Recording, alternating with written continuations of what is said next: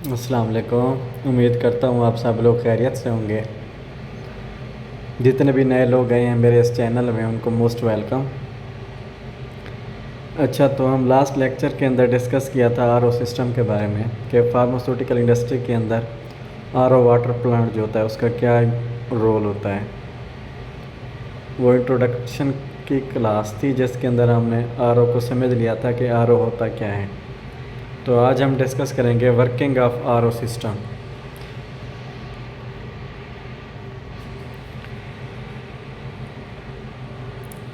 RO water system run करने के लिए हमें पानी चाहिए होता है पहले। तो जो सोर्सेज होते हैं पानी के आरओ बनाने के लिए वो कौन कौन से कहाँ से पानी आ सकता है। रा वाटर सोर्सेज, रिवर्स आया कि जो फार्मास्यूटिकल इंडस्ट्री के अंदर पानी सप्लाई किया जा रहा है, आया कि वो उसकी सप्लाई कहाँ से है, डायरेक्ट रिवर से है या कैनाल से आ रहा है वो पानी, या लेक से आ रहा है, या वेल ट्यूबवेल वगैरह से आ रहा है, या फिर डीप ग्राउंड वाटर है।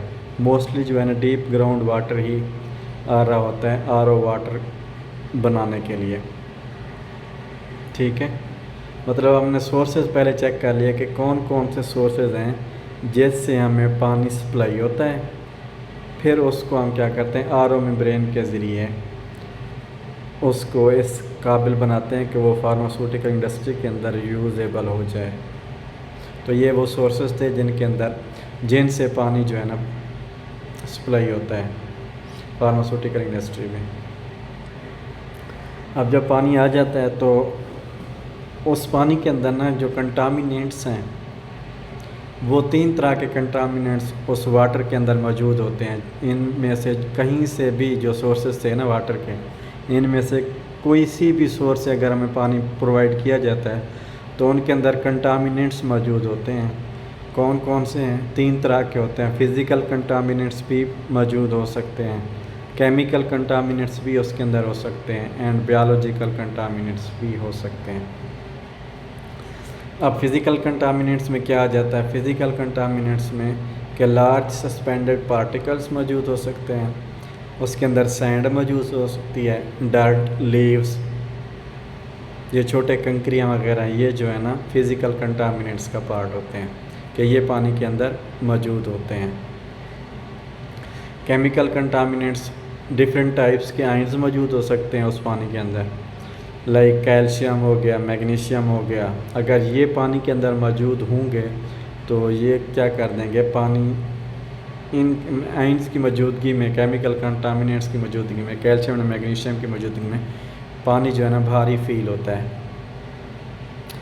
तीसरा जो है कंटामिनेंट्स वो है बायोलॉजिकल कंटामिनेंट्स, जिसके अंदर मीन के उस पानी के अंदर जो सप्लाई हो रहा था हमें उसके अंदर बैक्टीरिया, वायरसेस वगैरह तो नहीं है। 3 तरह के कंटामिनेंट्स उस वाटर के अंदर मौजूद हो सकते हैं। अब एक टर्म है फाउलिंग। फाउलिंग क्या है? एक ऐसा प्रोसेस है जिसके अंदर मेम्ब्रेन सरफेस कवर्ड हो जाती है बाई कंटामिनेंट्स। रिवर्स ऑस्मोसिस हम कह रहे हैं, ये कि आरओ मेम्ब्रेन्स होती हैं जो कि सिलेक्टिव परमिएबल होती हैं। तो एक फाउलिंग क्या है? एक ऐसा प्रोसेस है जिसके ज़रिए जो आरओ की मेम्ब्रेन्स होती है उसकी सरफेस इन कंटामिनेंट्स से क्या हो जाती है, कवर हो जाती है। तो जिसकी वजह से फिर जो मेम्ब्रेन का फंक्शन होता है ना वो रिड्यूस हो जाता है। मेम्ब्रेन का क्या फंक्शन है कि आरओ मेम्ब्रेन जो है सिलेक्टिव परमिएबल होती हैं। सिलेक्टिव परमिएबल मतलब सिर्फ पानी के मॉलिक्यूल्स को पास होने देती हैं, बाकी मॉलिक्यूल्स को पास नहीं होने देती। जब इन मेम्ब्रेन्स के ऊपर फाउलिंग हो जाएगी, मतलब कंटामिनेंट्स कवर हो जाएंगे, तो इनका जो फंक्शन होगा ना सिलेक्टिव परमिएबिलिटी का वो रिड्यूस हो जाएगा। मतलब उसके अंदर फिर वायरसेस, आयंस, कैल्शियम ये भी पास आउट हो सकते हैं अगर ये फाउलिंग का प्रोसेस उन मेम्ब्रेन्स के ऊपर हो जाता है। मतलब अगर वहाँ पे कोई कंटामिनेंट्स कवर अप हो जाते हैं उन मेम्ब्रेन्स के ऊपर तो इसका जो फंक्शन होगा वो रिड्यूस हो जाएगा। और इसका फंक्शन क्या है कि सिलेक्टिव परमिएबल हैं मेम्ब्रेन्स और सिर्फ वाटर के मॉलिक्यूल्स को पास होने देती हैं। दूसरी टर्म है स्केलिंग। स्केलिंग क्या है? The deposition of calcium and magnesium ions on RO membranes, कि आर ओ मेम्ब्रेन्स के ऊपर अगर कैल्शियम एंड मैग्नीशियम जमा हो जाएं तो फिर क्या हो जाएगा, आर ओ मेम्ब्रेन का फंक्शन डिस्टर्ब हो जाएगा। तो इसको हम बोलते हैं स्केलिंग, कि आर ओ मेम्ब्रेन्स के ऊपर ना कैल्शियम एंड मैग्नीशियम आयंस जो कि वाटर में मौजूद थे, सोर्स वाटर में, तो वो आयंस के ऊपर क्या हो गए, वो आर ओ मेम्ब्रेन्स के ऊपर क्या हो गया, डिपॉजिट होना शुरू हो गया ऐसा ऐसा।